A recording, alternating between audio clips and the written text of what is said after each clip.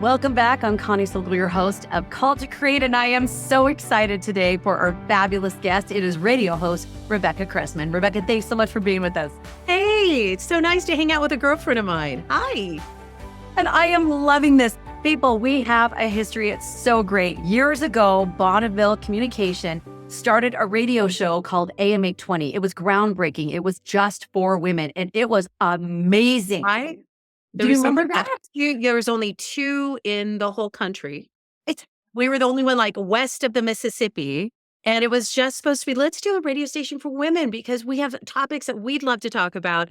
And they put it on a teeny little signal that it was like the little engine that could. And so after 8 months, they're like, oh, I guess, we need And so, but you were a wonderful part of that. I was a morning show host with Kurt Bester, and you were a fantastic, always sharing inspiring ideas for everybody. You were so great. 3-hour show, people. And I'm telling you what, so funny because I would just get ideas and put them on sticky notes because it was so crazy busy at the time that I would just put them on that. And then I would pray and ask Heavenly Father to help me be able to do the 3-hour show. And I'm telling you what, it was a miracle every single time. But we'll get into those details a little bit later. I'm going to give you the official bio of Rebecca and you get a taste of how this is going to go. Very kitchen table conversation of helping you be able to move forward, especially in media, which can be so tricky. So we're going to find out her journey and how she's navigated the highs, lows, and everything in between. Rebecca Cressman is, as you know, the popular and beloved radio host of FM 100.3's Midday show, playing music for your workday. And when she's not at the station, she is usually hanging out, improving the local and international communities. Fluent in Spanish, Rebecca frequently traveled to South America and then as a mentor with Eagle Condor, a group that performs humanitarian missions. Rebecca is an inspiring breast cancer survivor and advocate, and she has been a leading change in the Think Pink campaign at KSL every fall. Most weekends, you will recognize her voice as she hosts and cheers on the famous University of Utah's Red Rock Gymnastics. And as an Emmy-nominated TV host, BYU grad, and mother of 3 with her husband, Dale, she is a friend and advocate for good in media. So let's jump in right there. So Rebecca, we've been friends, but I don't even know. How did you jump into this radio world? Because you've had a lot of diverse experiences. So take us to kind of this pathway to where you are. Yeah, I have been a magazine columnist. I've been a TV host. I've been a news anchor. I have been a lot of things, public radio, commercial radio. Only because I'm so old. No, just kidding. Because media changes and the way we need to adapt is to learn the skills and pivot. But how did I get started? Well, I did get a degree in communications and I did not want to do broadcasting, but I got some of those basic skills in my communications degree because Stephen R. Covey was just launching his idea, let's have people be successful. And he created a major at BYU. And I was like, what a great major. And I hopped into that one, how to make training videos, how to encourage people to, put priorities in life. I loved that. I thought it was fantastic. And then as I moved around the world for a little bit in Bolivia and Mexico, I came back, married a TV news producer, someone who had just finished producing the 6 p.m. and 10 p.m. news. We had our first baby. I needed diaper money. And his boss heard my voice on a phone call and actually asked me after I answered the phone, do you think you could voice radio commercials? And I said, oh, sure. And he said, now we're bilingual, so you could do it in Spanish too. And I said, oh, yeah. And he goes, okay, just come in tomorrow. And then I called my husband. I said, oh, no. It was kind of like a Lucille Ball moment. No, Ricky, what did I do? I said, I got to figure out how to be ready to voice commercials for the television station you work at tomorrow. What can I do? And he had just finished being a grad student teaching broadcast news. So he said, I got all the books in the bedroom, go pull them out, go read all about how to do that, and then just practice. And I practiced all night long and went in the next morning pretending as if I had voiced commercials my whole life. And I did it. And then someone heard it, and then it just kind of went from there. Like, oh, can she voice my commercial? And then, hey, can she do a little radio show? And hey, can she do talk radio? And hey, could she do TV because she can do radio? And each time I had to just do a lot of education and be brave and be willing to suck a little bit before before I got it down. So there are a lot of people that are like, oh, I remember her early days probably. So, You nailed it. So nailed it because that's exactly the process for our creatives listening. Sometimes I think we see these people, we think they woke up like this, like a Beyonce moment, and it's not true. It's this river that runs through it. And I love how you brought up the point. The opportunity came, and so you educated yourself and you got hastened in the getting of the skills, right? You just jumped in, and that's even before a lot of the days of Google and things like that. You jumped in and you learned what you could, and then you acted as it. I remember Audible Communications brought me in for a TV show episode thing. And I come in, I have no idea what I'm doing for TV. And here's Miss Arizona. And I've had a baby and I'm white as a house. And I've got, I'm like looking around and brushing off Cheerios. And I'm saying, what does this bumper shot mean? Right? No idea. But then you sit down and you act as it. And I'm sitting next to Bob Evans of Fox News. And they're like, yeah, it's for you to start on the teleprompter. Right? I had no clue what I was doing. But if you will jump in with that as if, and you just do it with confidence, people will just accept that she knows what she's doing. So keep moving. So I love that you do this. And you are really a queen of that, of I'm going to get what knowledge I can, and then I'm going to move forward in confidence in what I know how to do.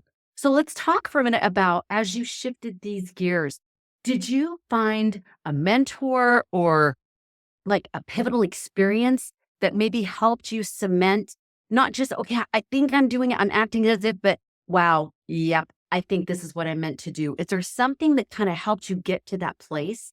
oh, that's interesting because I think there are many places to get. And so each time I had to be in a position where new to that technology or new to that communication style, I had to be as humble as possible to go, who are the people around me that have the skills, and lean in and ask them for advice and guidance and learn from them. And then I had to work it. So when I first, for example, if I look back to the launch of a magazine that was really important, I thought, called Wasatch Woman Magazine. Do you remember that? Okay. And they said, would you be a columnist for us? Okay. Well, I had never been a columnist. And I said, of course, I'd love to be a columnist. I am an avid reader. When I was a 10-year-old and they'd have you in school say what your favorite TV programs are and stuff, I put 60 minutes. I know, right? Like who does that when you're 10 and 11? But I did. I love learning the stories of people. And I think there's so much to learn from people in general who are in the process. And sometimes you learn how not to do it. And it's not that you're imitating the mentor. You are learning the successful skills that that mentor has to bring out the best of who you are. And then you become your own brand, your own person. So that ideally, when I started writing those columns, I went back and read a bunch of other columns in particular, and then thought, where's my voice? Like, what are the things I care about? How do I see the world? And then I wrote about the things that were really important to me as a human being. Oh, so beautiful. And you know what? I see this about you too, that one of the talents that you have is current events. It's taking that knowledge and then helping other people to understand it or have thoughts about it or present it for people to consider. And I think that's such a gift that you have that you've always had. And again, another contributing factor to this being called to create in this media area, because staying up on those current events and being able to say, what does this mean to me in my life? That is an important skill. So let's go back for a second to the mentors. Does anybody stand out to you, especially in maybe an experience or moment where you thought, I don't know that I've got this. I don't know that I can do this. You're a pretty spunky person, but we all have these moments of, I don't have it. Is there something that comes to mind where someone helped you through a rough patch that was able to help you move forward to the next place? I can say that when I began my television work, I was producing TV stories about families for a television network, and that the Church of Jesus Christ of Latter-day Saints actually funded the production for us, and it was called Family Times. And so, what are some of the stories that are all around the world that can help inspire and give parents skills that they need? And I was out on location with my videographer, Dave Neistel, who lives in the Heber area. And he had a lot of experience as a videographer. in storytelling and in news. And when I would have to do my walk and talks and I was just trying to learn those basic skills, he was just constant reassurance that this is something you do naturally and you have that ability. Let's just take 3, take 4. We got it.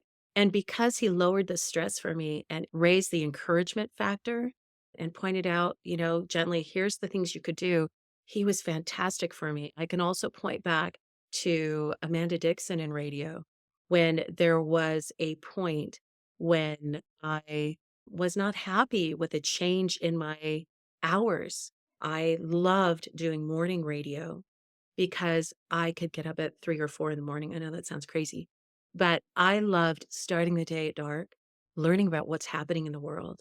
Then the calls that would come in from a morning show from people who are listening and listening to their lives and having that banter. And then my kids are still in bed asleep. And then I could finish my work and come home and still have from 10 a.m. onward, to do my day. And so when I had to switch to middays, it was like, that's not where I want to be during those hours. That's not what I've worked for. And when I talked with Amanda, who's one of the anchors on one of my sister stations, she said, you just have to walk through the door sometime. You just have to walk through the door.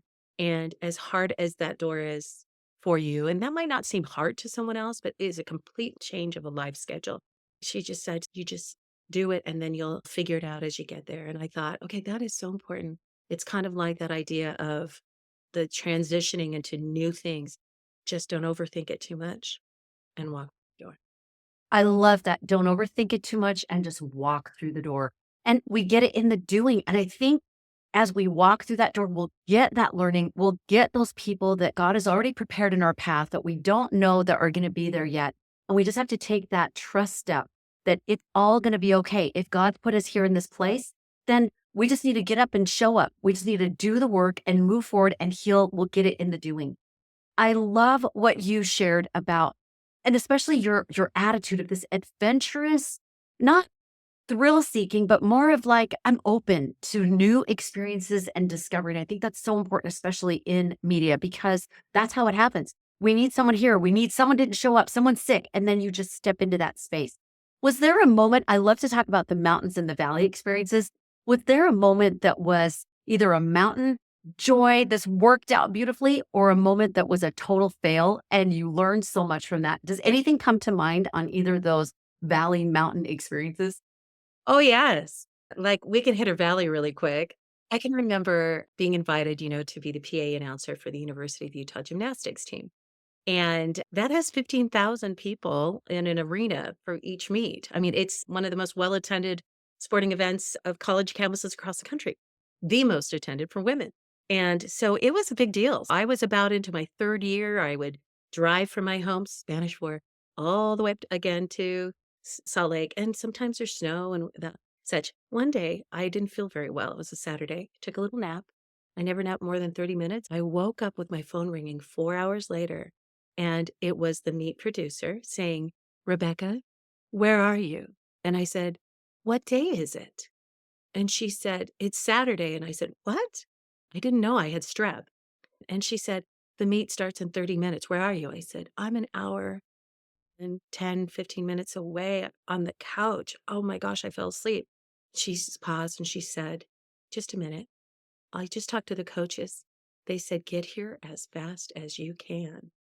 And I got there as fast as I could. That meant that they had to find someone in the audience, someone who had tried out for American Idol, to do some of the announcing for the first 30 minutes. Yeah, very noticeable for the crowd and the team because they don't know how to do the big intros and all that. And I know as I'm driving up there, I have failed everybody, and I still have to park my car and walk on the floor where the crowd can see me, walk through, and then take my seat. And that was one of those, you're just gonna grin and bear it. You're just gonna walk through, hold your head high. And I wanted to be this small. But sometimes big responsibilities can really, yeah, you can really let people down if you're not extraordinarily careful with your scheduling. And boy, that felt like crud. It was terrible. So I love that you shared that because we will all have what I call the big fail, right? And when you get more and more exposure, the more it dominoes or the more wide impacting and wide far reaching it is. And I think sometimes that's why people tend to play small because they know I don't have all the skills. I'm not there. This place in their mind that's like, when I'm all these things, then I could be a bigger influencer, have a bigger impact. When I feel like God is asking, and President Nelson in particular, asking us to step up and speak up in a bigger way, right? To share our messages, whatever they may be. And I look at that and I think, if you would have known that you were going to have that big fail, would you have said, I don't want to be that announcer? And I would say, no, you'd say, okay, I'm going to get over it. Life's going to go on and the people will forgive me and I'm a human being and I get to have strep, right?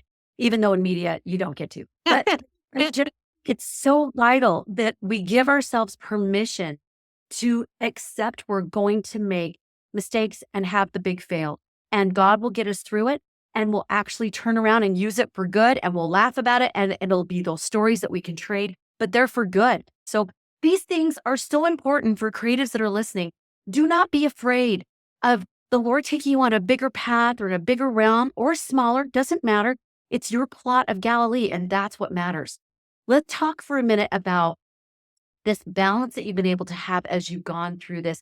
Radio media can be volatile, right? It can be up and down. It can be you're in, you're out. You really do have to be scrappy in a certain way to stay relevant, to stay in the mix, and then to keep family first. So I know you alluded to that, and I know you're a big proponent of keeping family first and also helping your kids to be able to be interdependent, to be able to feel the goodness of mom's got this thing and you got this thing and we're working together as a family. Talk to us about how you've been able to do that.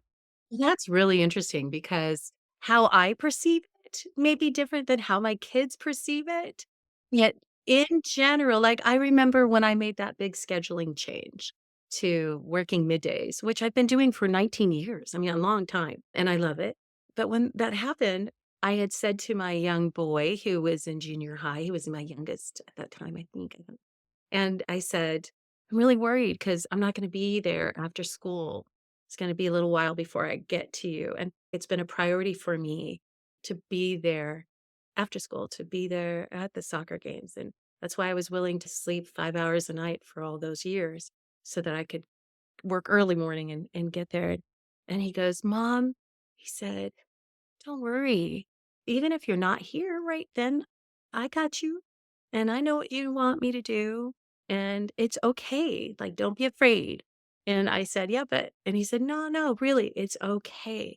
And in the end, we actually found out it was better for our relationship because sometimes when my kids would come home from school, I was in the mode of, hey, let's open up those backpacks. What do you guys got in there for schoolwork?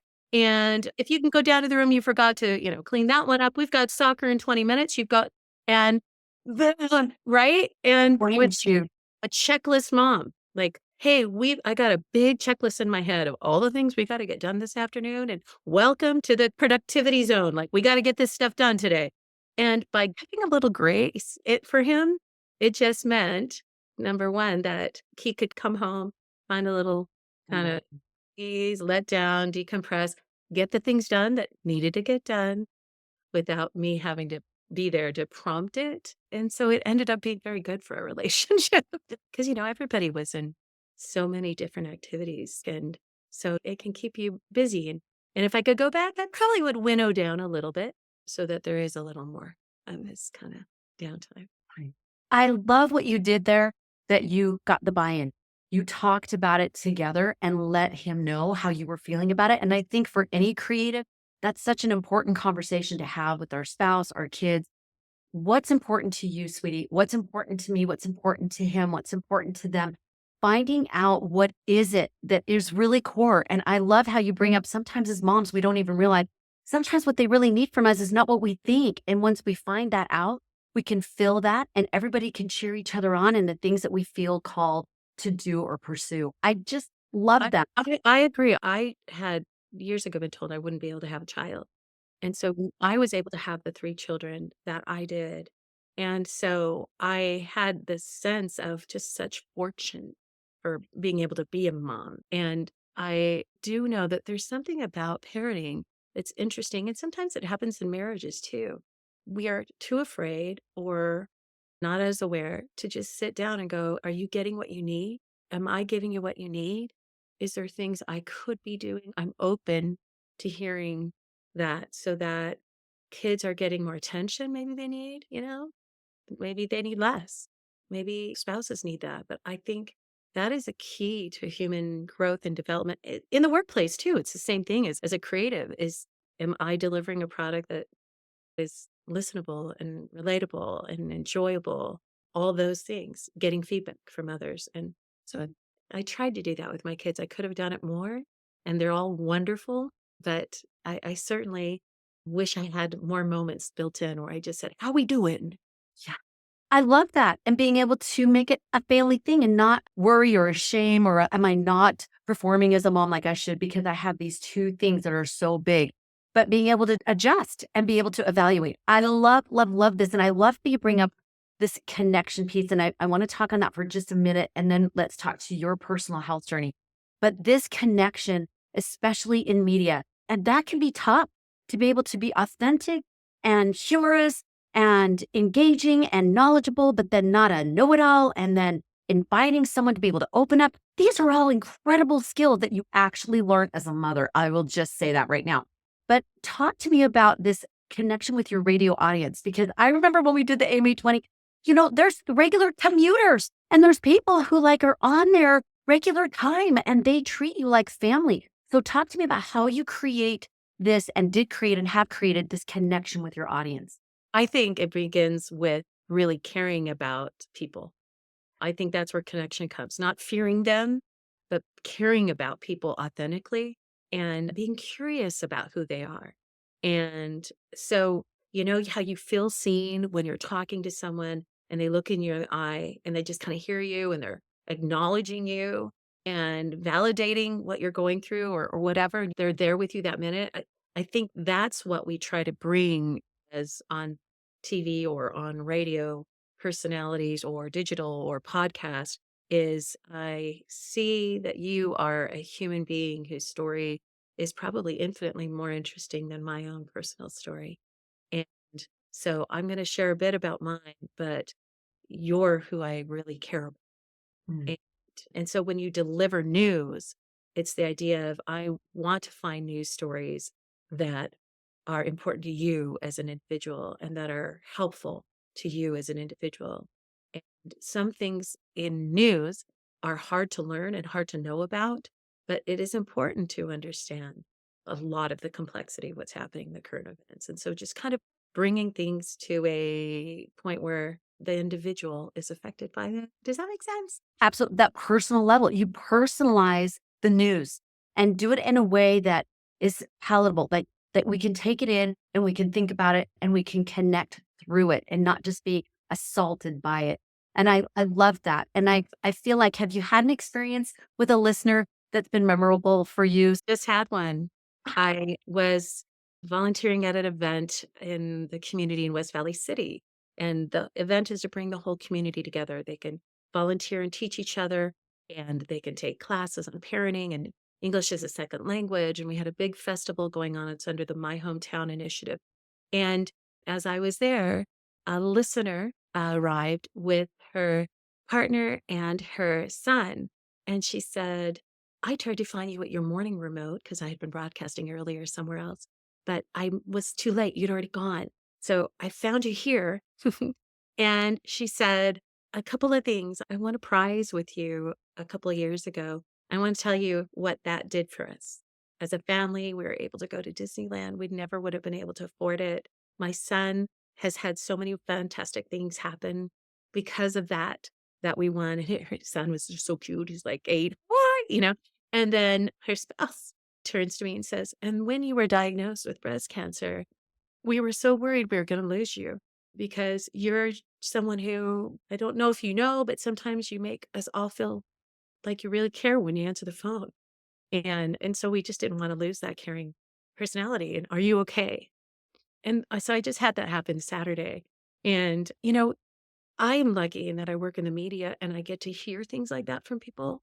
I don't know that everyone gets to hear that when they need to hear it. Because whether you work in radio, television, podcasting, or as a speaker or a coach, if you are a neighbor, if you are a friend, you are that person in someone's life that is needed. Your voice, your presence, your encouragement. And sometimes I might hear feedback a little bit more than others. I'm aware of that, like in my breast cancer journey. I had so many kind people doing so many wonderful things. And sometimes I would worry about those others, not in the public eye, who needed support. And maybe it wasn't for breast cancer treatments and chemo, maybe it was for depression or whatever, going through a difficult divorce. I'm very mindful of how blessed I am to have had people support me at the level that they did. I love, and that was a beautiful segue into that cancer journey. And I would imagine that going through that deepened that connection of what your listeners are going through. And it's fresh when we're going through it and feeling all the feels.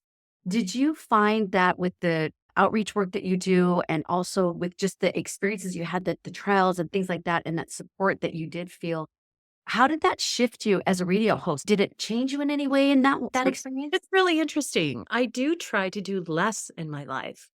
The cancer experience, the surgery, the radiation, the chemo, it depleted some of my energy. The world got small for a little bit, and it reminded me of how a peaceful, calm life is a valuable thing.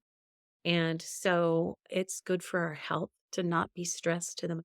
Those 10-hour days, not so good for who we are, and our overall health. So it helped me put a little bit more life balance in.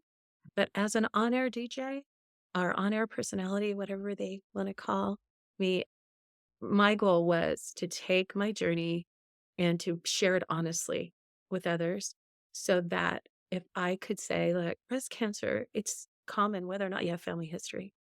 So don't ignore that. Get your mammograms, get your screening. I could do it on air. So we had partners every year. We're on air, especially during Breast Cancer Awareness Month. And I say, I've been there, I've done it. I don't want you to go through this if you don't have to, and we use that experience to save people. And that's helpful. And I think probably even more than talking about it on air and at breast cancer support groups and the places that I'm involved in. I'm involved in research at Huntsman Cancer, patient research. We get feedback from the patient perspective on what patients need to be included in research ideas. In addition to that, I probably answer 2 calls a week from various women who are newly diagnosed or have questions and just want to talk to someone who's been there and who understands. And that's probably as meaningful as anything I'll ever do, that there's just this ocean of people and providing them help is super powerful. So fabulous. And what a beautiful thing that you were able to have a mic on that experience to be able to offer that comfort and those things widespread. I know we're wrapping up our time together, which just makes me so sad. I could talk to you for like another hour. We could go through all kinds of fun memories too. But I do want to touch on this idea, that very thing of the things that creatives go through. And especially if you feel drawn to media, radio media, but even if it's, painting and music or whatever, taking those experiences that we have, opening and walking through those doors and being able to let the Lord use you and develop you in ways that He wants to so that you can be that human microphone, so to speak, whether you're in media or not, being able to be that conduit of a higher message, of comfort, of compassion, of reassurance, of skills, or whatever it might be. And I just want to reassure those creatives that are listening that you can do this. And it doesn't have to look a certain way. I love how honest and open Rebecca has been about this sort of journey that she kind of fell into here and there and learned and made mistakes and went along. In fact, I love that she is actually being interviewed right now from her home studio right here. Is that the best? It's like blanket kind of things that are up and Yeah, it's moving blankets that are sound absorbed for me. I built a little box out of PVC pipes, covered up because during the COVID pandemic is when I had chemo. Not a great time to have to go through chemo when nobody wants to wear masks. That was really a whole nother conversation. But when I do get to work from home, which is 1 or 2 times a week, this is my little base, my microphone and yeah. But look at my little mini radio. Isn't this the cutest? Yeah, it really does work. Like you could turn it on and listen. Yeah, I love it. So that's how I listen to make sure the radio is going well is off of that. And I just want to say I admire you, Connie, and love you and love the encouragement that you give to people. yes, God will open doors for you. And I'm also one of those that is do the work, learn the skill. I can edit, I can shoot, I can write, I can voice.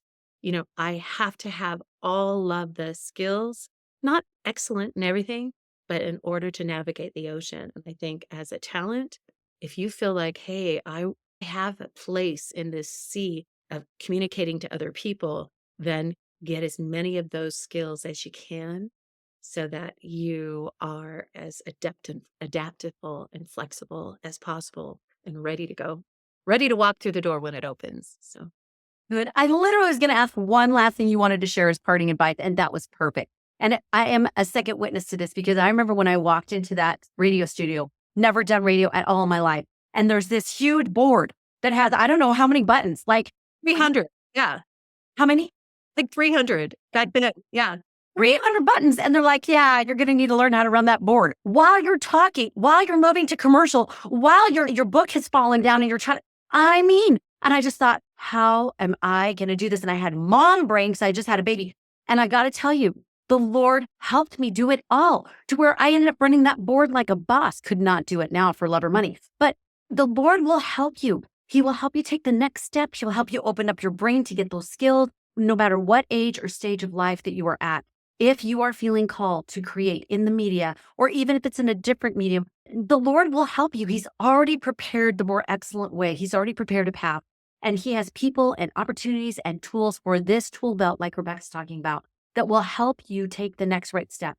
And as Elder Bednar said, we need to flood the social media, like sweep the earth as a flood with goodness, with good conversation, with good topics, with good principles and values. So we just invite you, if you are feeling it, to step up and step into that space of being called to create in the media. Rebecca, thank you so much. I know people are going to want to connect with you. I know they can do it on FM 100.3, which we always sing the little jingle, and especially at Christmas time, which is our Christmas music play. Oh, should I not say that? Maybe I'm endorsing, but love all Christmas music, but especially yours. Anyway, so FM 100.3, they can reach you there, but where's the best place for them to find you? Email me. Email me at Rebecca@fm100.com. Oh, ladies, get your mammograms. Get it every year. Don't skip it. And if you get one and you're worried or you have some questions, you just email me, Rebecca@fm100.com. Okay. And Connie, I love you right back. Thank Oh, you. this was so fun. Thank you for indulging us in this sweet kitchen table conversation today. And hopefully you got great things out of this. And if you did, check out our other interviews. Al Carraway, Steve Young, Jane Clayson Johnson, Gerald Lund, all the different genres and industries, so many people, so many topics, so many bits of life wisdom and advice to help you on your journey of being called to